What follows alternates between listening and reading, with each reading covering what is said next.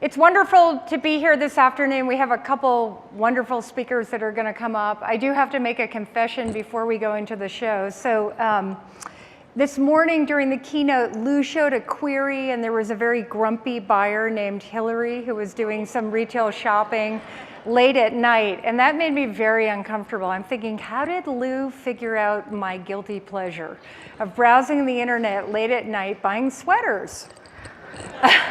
And I do get grumpy if performance is slow, and I'm married to a technologist, and I often share my grumpiness with him. So with Insights, the world will be good, but I'm glad Lou was able to share that with all of you guys.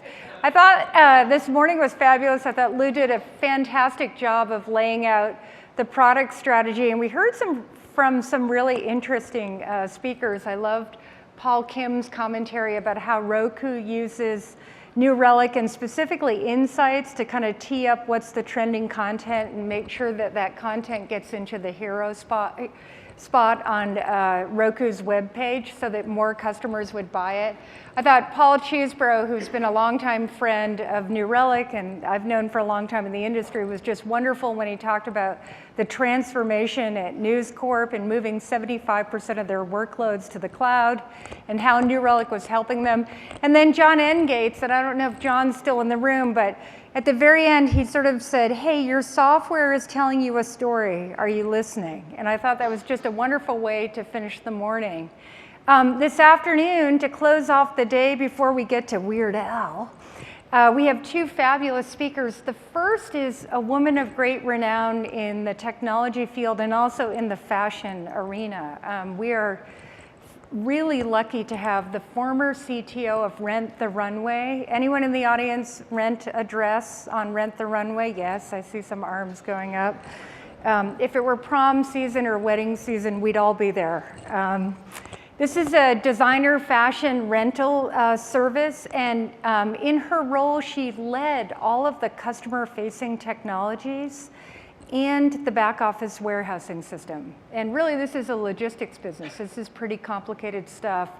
This is a company that a lot of people have talked about. I think Forbes said it's the next billion-dollar company. She also had held technical roles at two pretty impressive companies, Microsoft and Goldman. She's part of the Apache Zookeeper community, and so with no further ado, I would love to introduce you to Camille Fournier, former CTO of Rent the Runway. Camille, come on up here. Looking very fashionable. Thank you. All right. Hello. So I know you've all had a long day of learning and having information pounded into your brain, so I'll try not to teach you too much. Is this going to change it? Here we go. Excellent. So I am here to talk to you about building a business using one of these future stacks, subtitled Using Microservices as a Means to an End. Because so many of us can relate to this very popular Twitter image that I stole from the internet, because I stole a lot of images from the internet, but when I saw it, I thought, oh, I'm definitely going to be using this in a talk, because it's so resonating with so many engineers right now, myself included, right?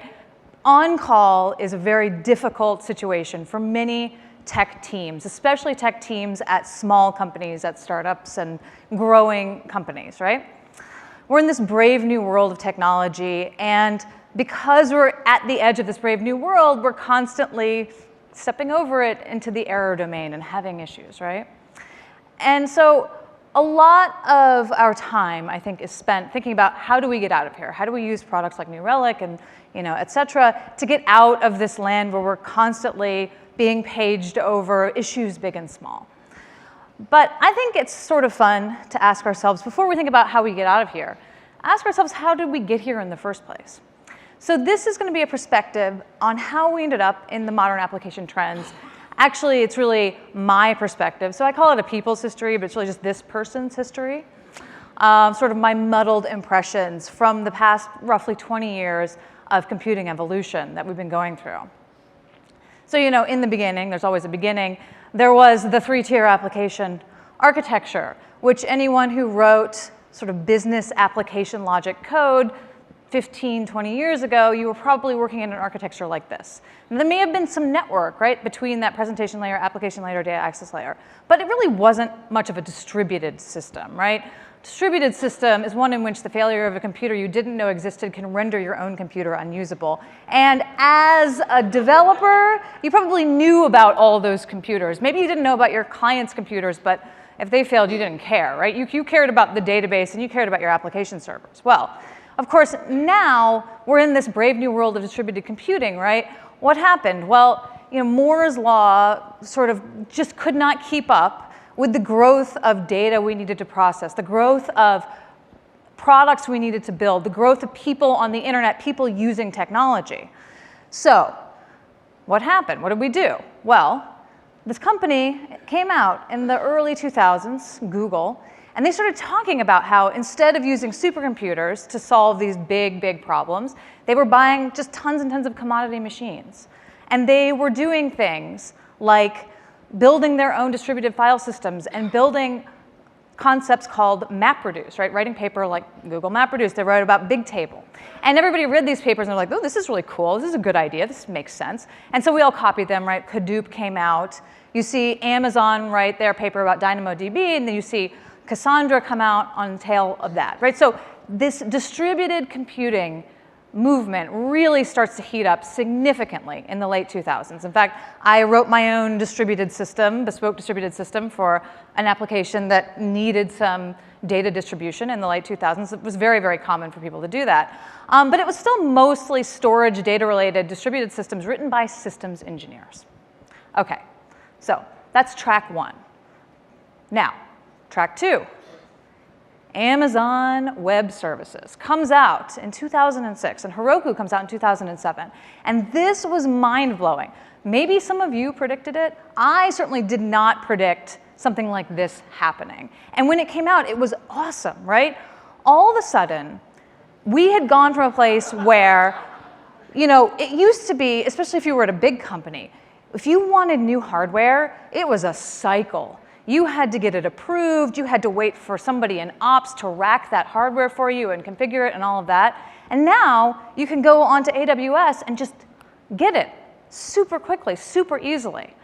So I like to say that developers suddenly had the keys to the kingdom of what had been really ops-only territory for most companies. Which means we decided to do something crazy, and we created this movement called DevOps, right? So now, okay, look, the DevOps movement is not just because of AWS, but I do personally believe that developers having really easy access to spin up compute themselves, right, to configure compute themselves, is a huge part of the reason why the DevOps movement came about, right? Developers could just do it, and so they did. But they're not operations specialists. Okay, so we've got distributed computing, we've got the cloud and DevOps. Now, what else? Right, okay, so finally, we all started building these startups in the middle of the 2000s, late 2000s, right? And it is a good idea to build a startup on a monolith if you can, because it's easy, right? I'm actually a fan of, like, unless you've got a really, really good reason to do it, it's totally cool. Build it on Ruby on Rails or whatever makes sense for you. But unfortunately, if your startup is actually successful, then you've got a monolith, and that's a real pain in the butt. How did we figure out how to get out of monoliths? Well, fortunately, again, compute was easy to access, network was easy to access, people are sort of familiar with distributed systems, so we decided to do this crazy thing called microservices. And so now, instead of one complex centralized system, we've got many, many, many little fairly simple systems, but a really complex overall system, right? We've got a distributed system that was written by application developers. Now, anytime you start to get new application architectures coming out, immediately you get the wonks. I'm sure they're very nice people, right? But you get the wonks coming out and telling you how you should do it, right? Oh, it's an application architecture. Well, here's your 20 principles that you must follow. Here's all your best practices. And these are all very good best practices, by the way. So to sum it up, what happened, right? We had distributed systems really come out, be the cool thing for everyone to do. We have developers pretending to be ops folks on unstable hardware in the cloud. It's better now, but it was pretty unstable for a while. And we had all these monoliths that were slowing us down. So we evolved into services, which meant that we've got application developers writing distributed systems on unstable hardware without operations specialists, all under conditions of scarcity, right? Should and must are really hard to hear when you are 20, 30, 50 developers just trying to build your business, just trying to make things work, just trying to move forward, right?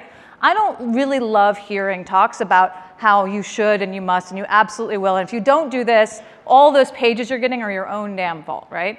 I'm not a fan of that because I can tell you personally, having been in this situation, scarcity of attention is a really big thing when you're trying to run a tech team at a startup. You've got a million different competing priorities. And it can make you feel, frankly, kind of dumb, right? You don't always make the best decisions. You're just trying to like move the ball forward, get that next release out, get that next feature out, get to the next funding round. So, you know, we've got like diagrams like this from Martin Fowler, which is like very interesting, right? He talks about the inflection point at which microservices make sense over monoliths. And I think this is very useful. And I think it's very useful to point out that you do not have to have perfect conditions to reach the inflection point. You don't have to have implemented every single best practice or principle of microservices to make it still worth doing over working in a monolith. Okay, so on-call is tough. We've gotten into this brave new world. We're running microservices. We're a small company. How do we move forward from here? So what in the world are we trying to do? Anyway, what is our goal with all of this, right? So I don't know about all of you, but my goal as the CTO of a startup is to grow a business. I want to build a business that's successful. And I want to do whatever I need to do with ethical constraints, of course, to build that business, to make it successful. That's my goal. And so when I think about how do I have a tech team that is supporting that goal, I want my tech team to be able to iterate and respond quickly. I want them to be able to build new features quickly. I want them to be able to test things out and learn from them. And when something goes wrong, I also want to be able to respond quickly to problems. I also want to understand the state of things at all times as much as possible, right? Both to detect unseen issues, unknown issues, as well as to detect opportunities, right? To understand my customer and their behavior with my systems. So we're going to break these two things down and just go through a few things that I believe are valuable when thinking about dealing with a microservices environment that's imperfect, right? So iterating and responding quickly, rapid development and incident management. I believe that a keystone habit of great engineering teams is that they release frequently. And I'm not going to talk to you guys about continuous deployment. There are a lot of people that have given great talks about that in the past. I've been many conferences. I'm not an expert in it anyway. But I do think that this is a really important thing to keep in mind as you're developing a team. You need to be releasing frequently. And so there's all sorts of things about continuous deployment, automation, yada, yada. But there are some things that we knew how to do that we've kind of forgotten as we've gone to the more modern practices in continuous deployment. Some things that I think are still pretty important, things like testing. So sometimes you go to conferences, especially with conferences about monitoring, and people say, oh, well, you don't need to write tests anymore because you've got monitoring. Your monitors will tell you when things are broken. Look, testing. We test to gain confidence that our system is doing the right thing now and later. I stole this slide from a friend of mine who gave a great talk on distributed systems testing a few months ago, right? Testing is a good thing. Your customers should not be treated as guinea pigs all the time. I mean, maybe you're A/B testing on them, but hopefully you're not just putting features that you're not even sure whether they actually work at all in front of them. Testing is important. If your developers are not writing tests, they are not going to be able to modify the code in the future. I feel like this is an obvious topic, and yet it's one that I've started emphasizing because I think it's kind of fallen a little bit out of favor, the idea that we should be testing. I'm not saying you have to have complex, brittle acceptance tests everywhere, but unit testing is important to lower the risk of change and make your code more maintainable. Monitoring is not a substitute for testing. It's really important. It allows us to take on more risk. You need both of these things. You need monitoring, you need testing. You cannot just have one or the other, or else you're going to be having problems on both sides. Both are necessary.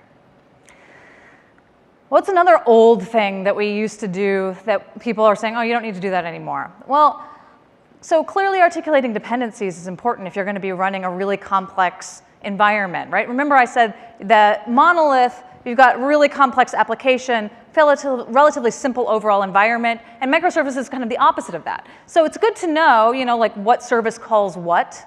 That's useful. New Relic can tell you some of that information. It's also useful, though, to have some sense of how to actually operate these services, because they're not all going to be identical. As much as you might want to automate and sort of make the process of making new services as similar as possible for different kinds of services, at the end of the day, your services are not all going to be identical. And you should actually, writing runbooks is a useful way to articulate those differences and those nuances about actually operating these systems.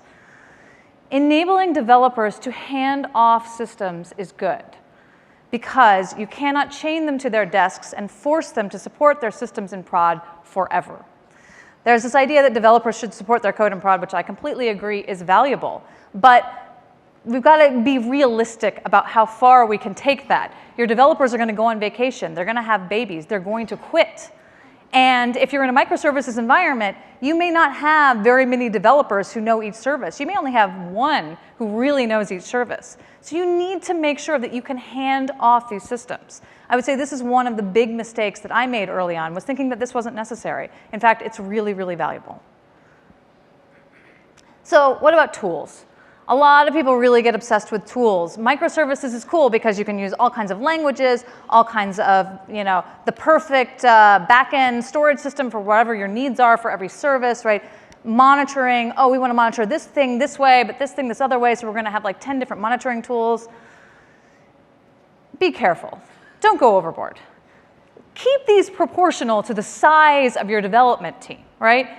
Developers are not actually very good at remembering how to use a whole bunch of things at once. Humans are not really good at remembering how to use a whole bunch of things at once. If you've got 10 different monitoring tools, for example, in production, and something goes wrong, probably the person who's on call may know how to use one of them, probably doesn't know how to use all the other ones. So they're now having to figure out, oh, what does this tool mean? What is it trying to tell me? I don't even know how to use this thing. All the while, there's a problem, right? Similarly, you're trying to build a new thing. Oh, well, I've got to use this special database to build this new product. Oh, so now I have to learn all the details about this special database. It slows things down if you go overboard with diversity before you actually have the development staff to support it. I am a big fan of consistency and clarity over creativity when it comes to things that are not core business problems for your environment. There are times in which things like monitoring may be a core business problem for your environment, but probably not when you're 30, 40, 50 developers. Probably when you're 30, 40, 50 developers, the core business problem is literally just making the product, making it scale, making it go.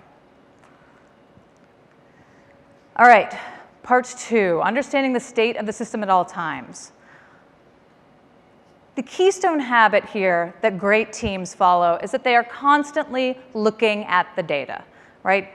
It's pretty obvious. You go to a great company and you look around and there are monitors up everywhere with not only operational statistics, but also business statistics that are just constantly sort of being shared, being reflected, right? Your business, right, has trends. And if you immerse yourself and immerse your team in the data about not only what's happening with the systems, but what's happening with the customers, you start to identify those trends. You start to understand those historical trends. You want to keep record of that data. And you want to look at it. And you want to use it to intelligently make calls about what healthy looks like in your system, for example, right? Trends of performance or HTTP response codes. If those go significantly out of whack, you probably want to know about it. But also user behavior, right? If your user is behaving in a very different way, that's useful information. It may mean something's wrong, or it may mean something's very, very right. Understanding and immersing yourself in those trends is really important. Your most useful data is an approximation of your business. I originally gave this talk for a monitoring-specific conference, and What I was trying to say here was when you think about monitoring, often as engineers, we think about like the database or the databases as the most important thing. They're kind of the heart. I even think of it that way, right? They're the heart of my business. Is where all the information is, all the value is. So that's what I want to put as much monitoring around as possible. And it's true, you definitely need to understand what's going on there. But remember that your customers are in some sense actually the most important thing, the thing that you care about more than anything else, right? So understanding the rhythms of your business, understanding what your customer is experiencing, understanding what your web clients and your mobile app clients are actually experiencing.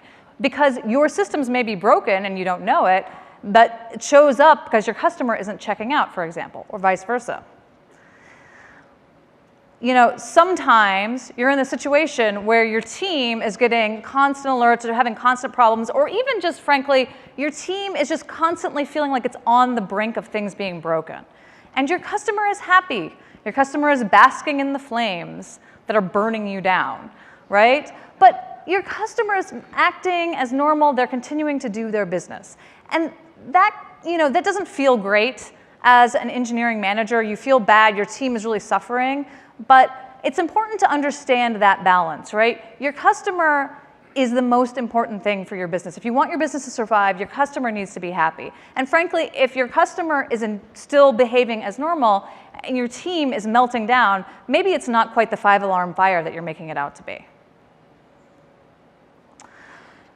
Okay, so we are trying to build a business here, right? We're trying to make our teams that can iterate and respond quickly.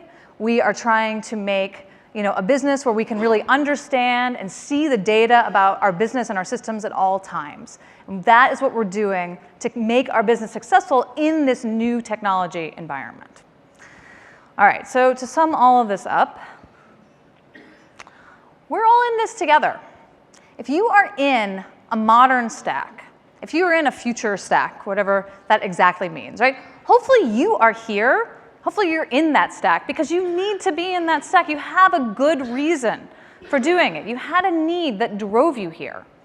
We are in the early days of distributed application architectures, believe it or not. Even though there are already books having been written, and there are more books to come, I have no doubt, we are not there yet. We don't actually all have it all, you know, buttoned up with a bow, and you just have to follow these practices and you're done, right? There are some big players who have gotten here and have given us some ideas of where to go forward, but it's still very early days. We're all in the process of learning. We're all making mistakes.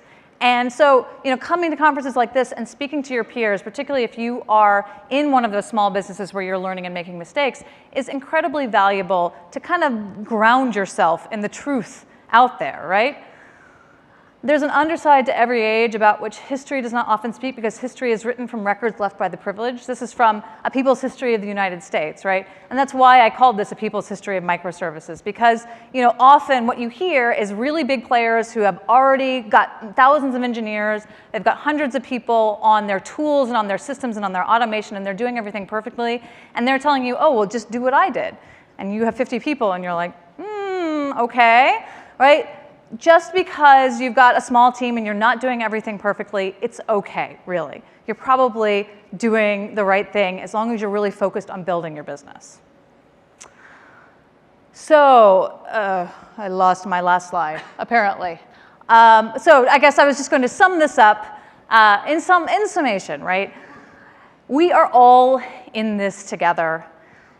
It's okay if you're not perfect. It's okay if you've got a mess somewhere that's kind of alerting and annoying you all the time, right? It's okay if you don't have a perfect DevOps culture, if you don't have a perfect automation story.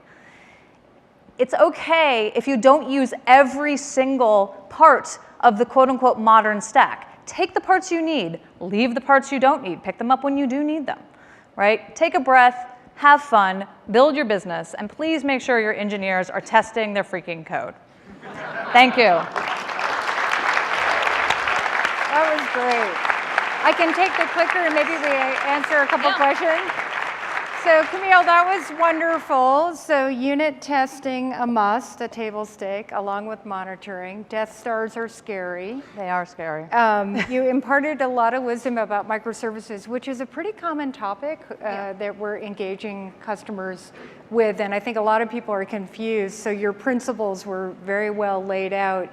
I guess I'm going to ask you the hard question as the wrap here, which is if you were doing it again, entering into this era of microservices, and you know today, or you knew then what you know today, is there one piece of advice? I know it's very difficult. I mean, the one piece of advice would really be to go a little bit easier on myself, because I think I was very hard on myself. But I think really practical, useful advice.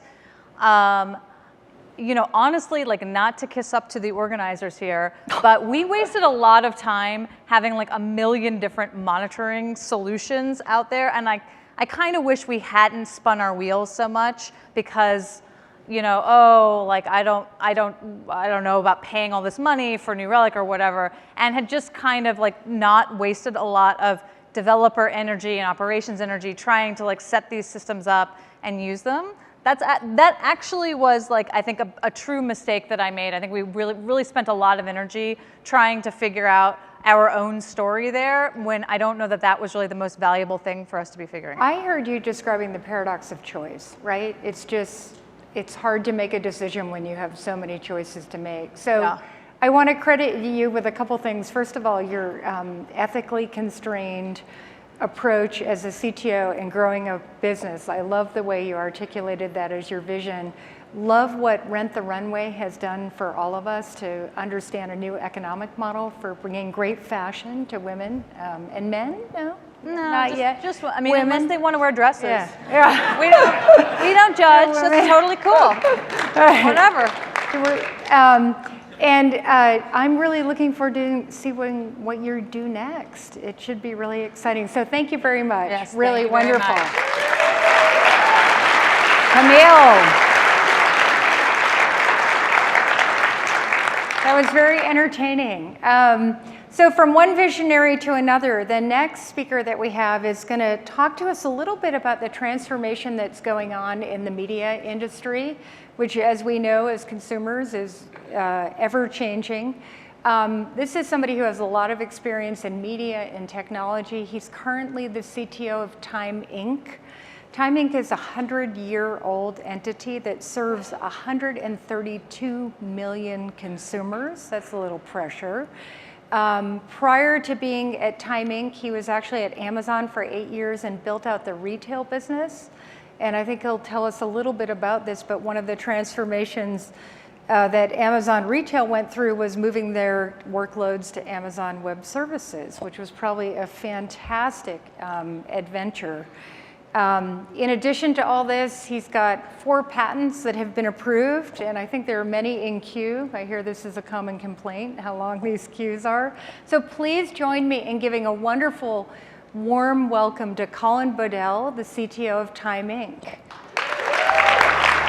We think. We laugh.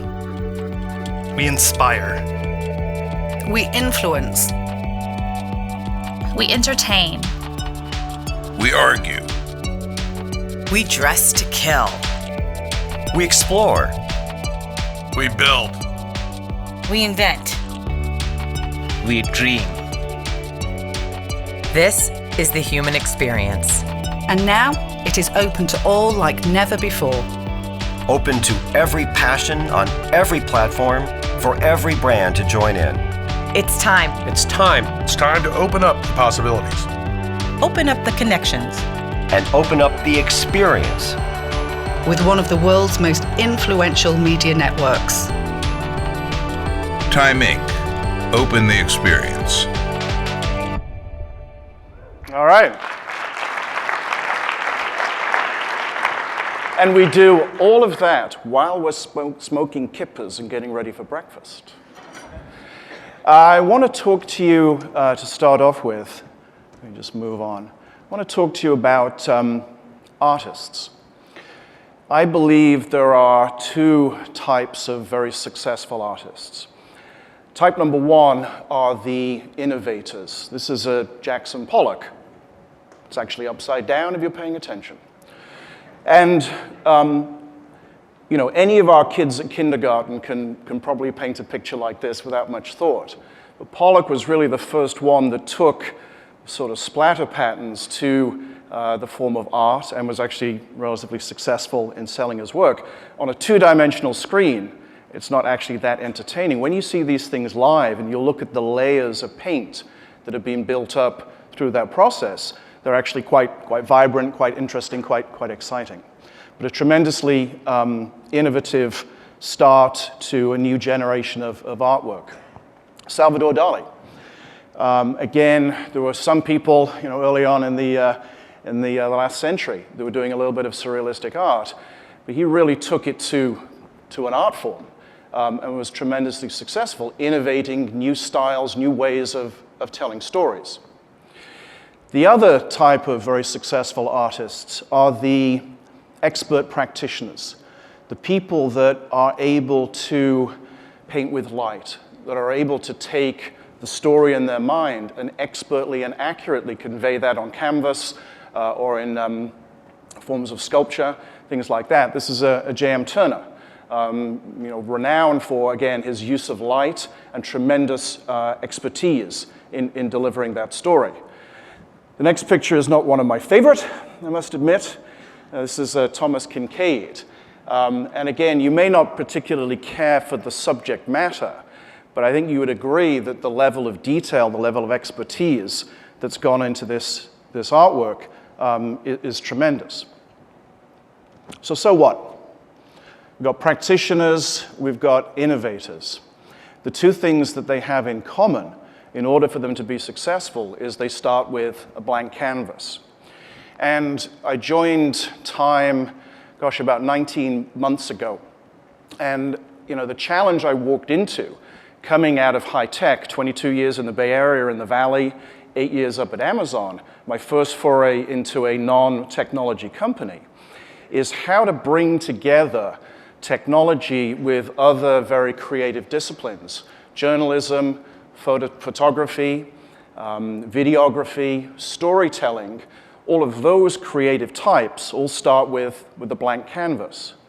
So do software engineers. When you sit down to write a piece of code, you start with a blank screen.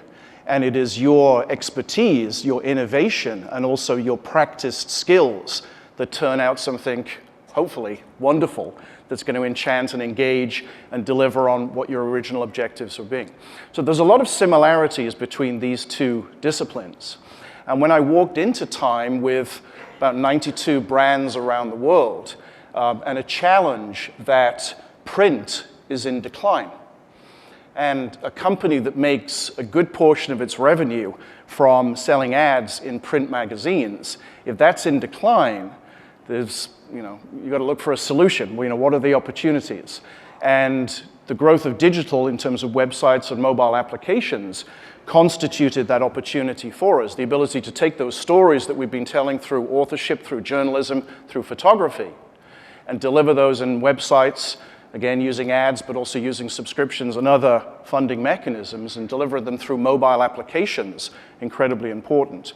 But how do you take a company that's been historically, since 1922, not quite 100 years, but near as damn it, how do you take a company that's steeped in this history and this historic approach to storytelling and bring it very, very rapidly into the future, into the modern day? There's a lot of cultural elements, and that's what I'm going to talk about, is some of that cultural evolution. And I'm sure a lot of you work for high-tech companies. The people setting requirements are the same sort of people that are actually implementing those requirements. Those communications are very close and very effective.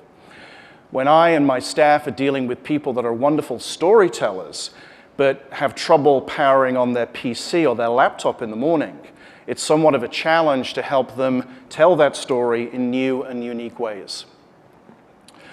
So I'm going to talk about requirements, and I'm going to tell sort of 2 or 3 stories just kind of to punctuate some of the challenges that I have.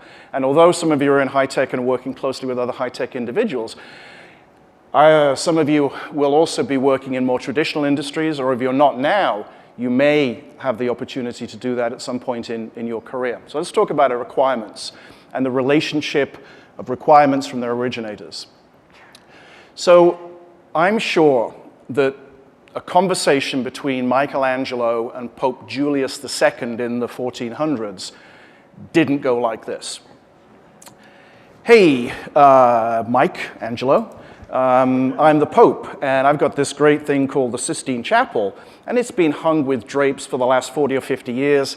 It's a little bit boring, need you to spruce it up. Now, this is what I need you to do. I want you to go and get a bunch of plaster. I want you to color it with this big list of colors that I've got here. And by the way, I want you to buy the plaster from the guy down the street. And I want you to apply it in this particular and certain way. And then go build all these frescoes, paint all these frescoes, and deliver something wonderful for me. And Michelangelo, who is an innovator, but also an expert artist and practitioner, he was actually a sculptor by trade, but stepped up to this role. He didn't really have much choice because the Pope, who was in charge, could have caused him some serious problems. Would have to do as he was told, but wouldn't have the opportunity to use the skills, the practitioner, the innovation skills that he's really got. So I don't believe that conversation ever happened. I believe the conversation was more like, hey, Michelangelo, Sistine Chapel, 6 months, make it good or you don't get paid. I'm sure that was more of the conversation. And Michelangelo goes and uses and applies all of his skills to make this wonderful stuff happen. So the key message out of that is time after time after time, I'm presented by people saying, I want a button here. And the problem may be that, well, there's already a button down here that does the same thing. Or I think this should be a slider bar, and I think things should be arranged on the screen this way. And they're delivering not a set of requirements, they're delivering instructions as to effectively how to implement, which is bad if you have a group of innovators and expert software engineers that know how to take content and tell a story with it and deliver it in a very effective way to your customers.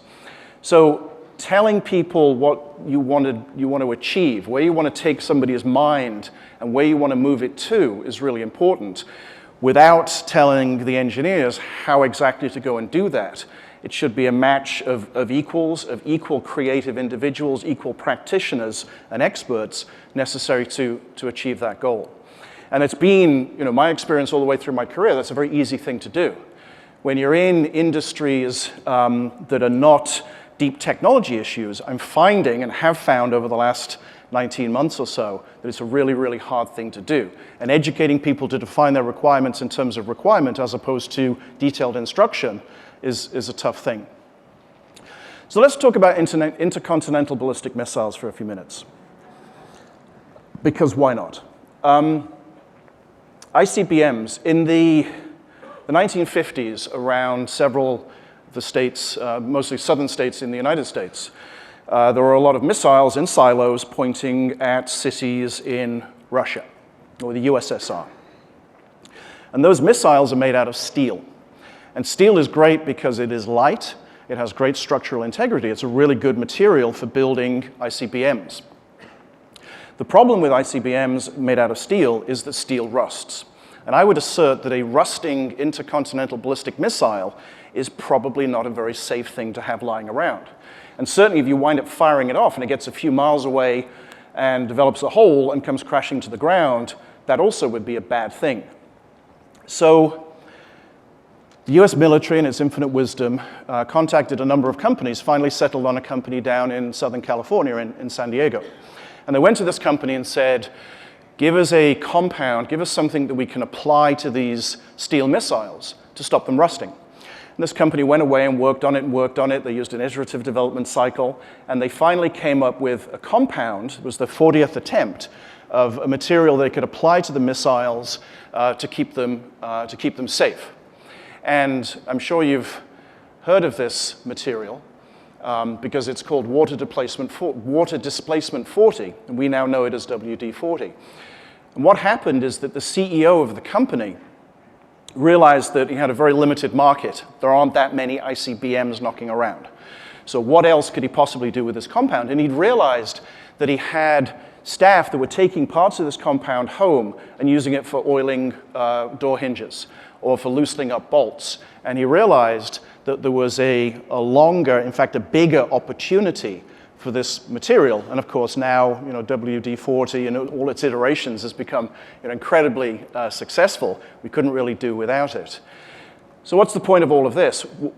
What happened was there was a particular requirement, come up with something to protect ICBMs. And once that problem was solved, then serendipitously, other problems presented themselves where there was a built-in or a pre-established solution. The notion of scratching your own itch first, solving your own problems, but then looking for opportunities where you can double or even quadruple down on that which you have invented. So in the case of scratching our own itch, we had a challenge in terms of building mobile applications. It was costing somewhere in the order of about $200,000 for each mobile app. Remember, we have 96 different brands. You can easily do the math. And each one was taking about 6 months to roll out. And it was a very inflexible architecture. And Time has a good number of brands that are very successful. Sports Illustrated, People, Time, Fortune, Southern Living. They're the whales. But then there's a portfolio of a very long tail where there just isn't the money to invest in building mobile applications. So our challenge was, how do we get this faster? We built our own platform. We didn't go out and license a third party because nobody quite had what we needed for the type of application we're building, streaming reading applications.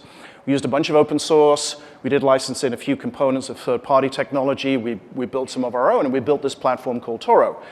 It's a content streaming app. We don't even need to go to the editors or the journalists of any of our websites.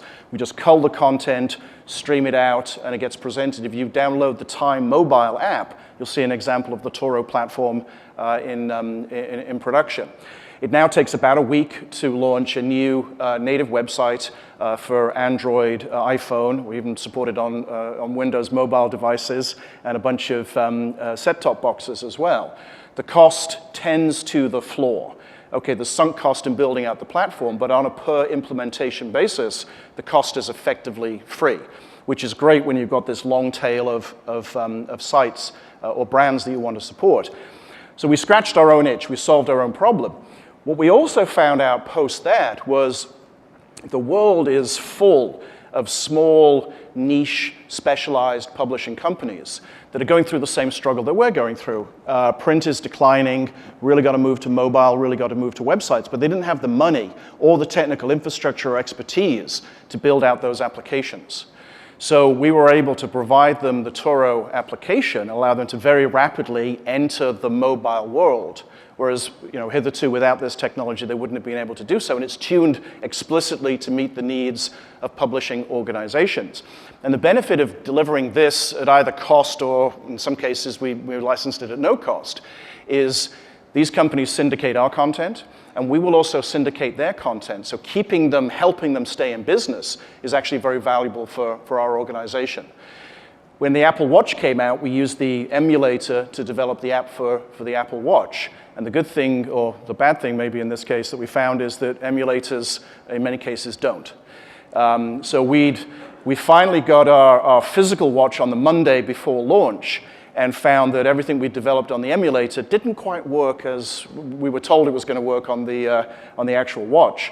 So over the space of the following weekend, we re-engineered, we basically rebuilt that application, but we could do so because we had a very powerful and broad platform that gave us the capacity, the capability to do that. So scratching your own itch, absolutely important, but then looking for opportunities without defocusing that you can use to go and help other people. So focus is incredibly important. And a couple of things that I'll tell my staff on a very regular basis is do only that which is a key differentiator for your business and guard your time jealously. If somebody else can do it, if there's a third party, a commodity shop that can do something better and cheaper than you can do it, let them do it. You should only do the things that are needle movers for your business. All engineers want to solve every problem in the world. Keeping them rigorously focused on the things that are going to differentiate your business is incredibly important. So when I walked into Time in February of 2014, I found that we had 5 data centers.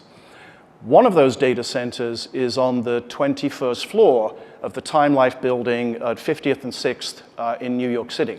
This is some of the most expensive real estate on the planet, and we were using it as a data center. And actually, I lie, it wasn't the data center was on the 21st floor, the 21st floor was the data center. I mean, just obscenely and stupidly expensive. I found out later why it came about. If I tell you that the building is 42 stories, and the data center is on the 21st floor, and the building was put together in 1959, when telephone switchboards used the cables and plug and play, you can probably figure out why they chose the 21st floor, but it just evolved over time.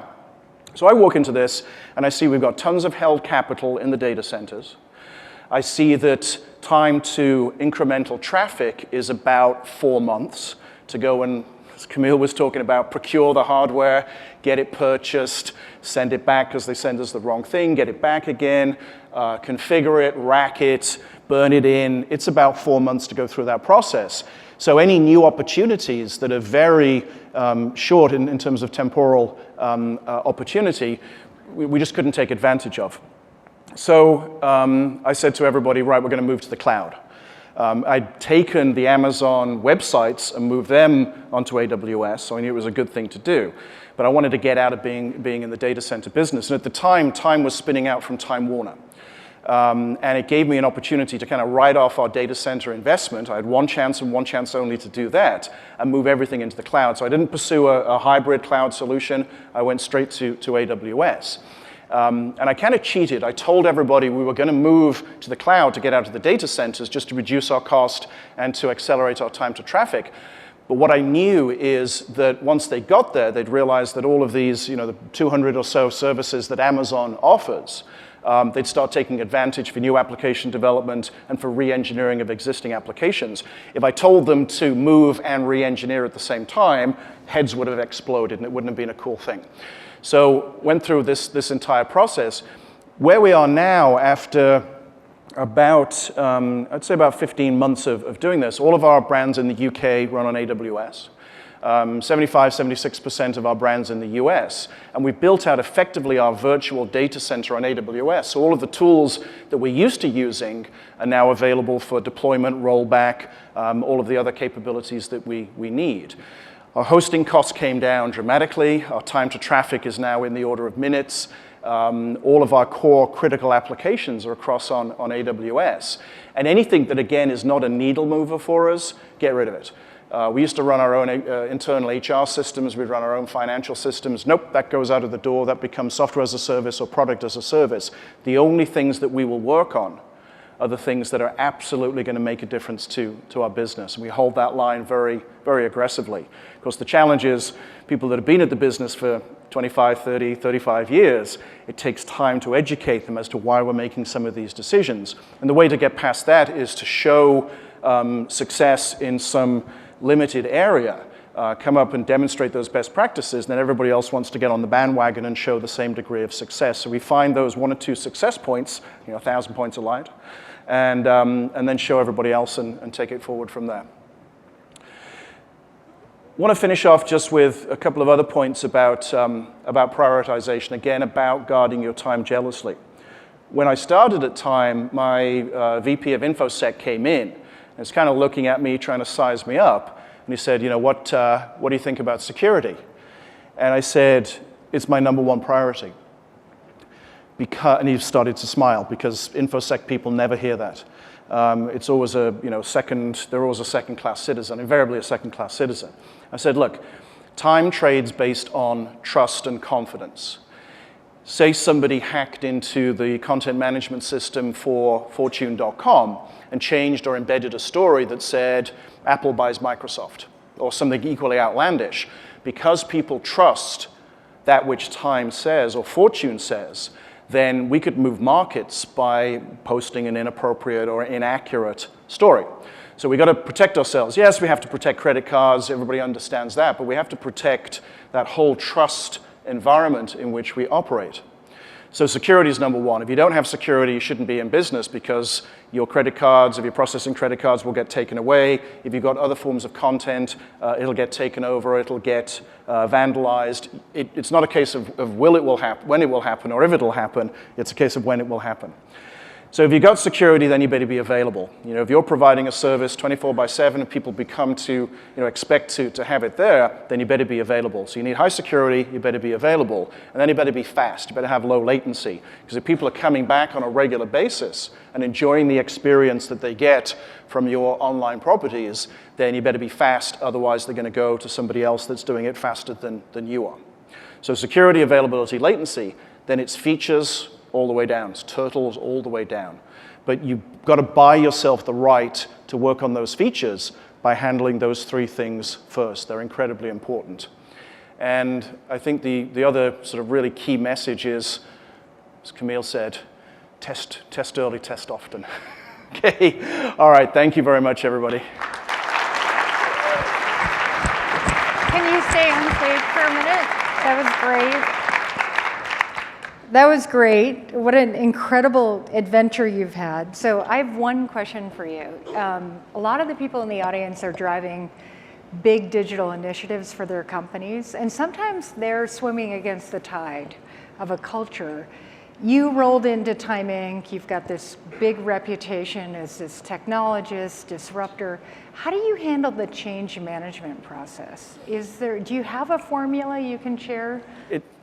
I don't believe, well, first of all, I don't believe I have a formula. Okay. How I approach it is, there's, in any population, there's going to be some of the people at one end of the scale that will get it. They'll be hungry for change. They will embrace it rapidly.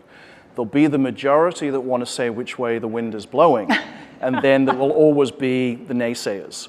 Yeah. Doesn't matter, you could be offering them, free $50 bills, and they'd still know that it's not for them.